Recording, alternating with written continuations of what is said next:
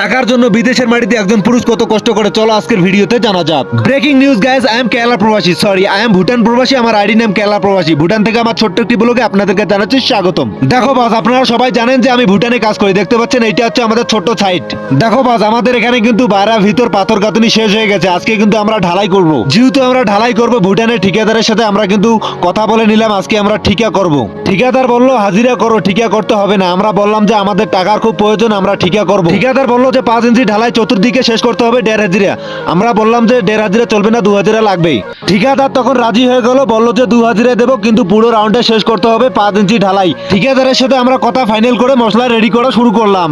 আর এইদিকে আমরা কিন্তু কাঠের তক্তা এনে শাটারিং করব। শাটারিং করা হয়ে গেলে আমরা কিন্তু কংক্রিট ঢালাই করতেছি উপরে। সবাই ভাবে ভুটানে খুব ঠান্ডা, দিনের বেলা যে গরম হয় সেটা আমার আগে জানা ছিল না।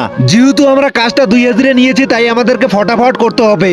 যেহেতু ঠিকা নিয়েছি, অনেক পরিশ্রম করার পর হাফ দুপুরে কিন্তু আমাদের হাফ কাজ হয়ে গেল, মানে অর্ধেক হয়ে গেছে। হাফ বেলা কাজ করার পর দুপুর বেলা কিন্তু আমরা খাইতে চলে আসছি।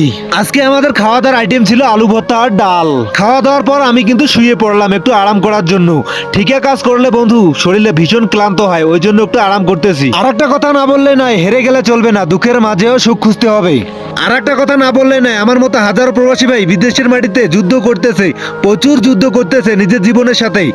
প্রত্যেক দিন ঘুম থেকে উঠতেই মন চায় না, অমনি মুসরামুসরি করে ঘুম থেকে উঠে কাজে চলে আসে। দেখো বস, আমরা হলাম মধ্যবিত্ত ঘরের ছেলে, কাজ করলে টাকা, না হলে একদমই পকেট ফাঁকা। দেখো বস, আর একটা কথা না বললে নয়, চেষ্টা করলে কিন্তু সবই সম্ভব। ওই জন্য আমরা যে ঠিকা নিয়েছিলাম 5 ইঞ্চি ঢালাইটা, ভাবছিলাম যে আমাদের 8টা 9টা বেজে যাবে রাত, কিন্তু আমাদের কিন্তু 7টা হতে হতে আমাদের কিন্তু ঢালাই একদম কমপ্লিট। সকালবেলা কিন্তু আমরা 8টার সময় কাজে জয়েন হয়েছিলাম, এখন বাজে 7টা।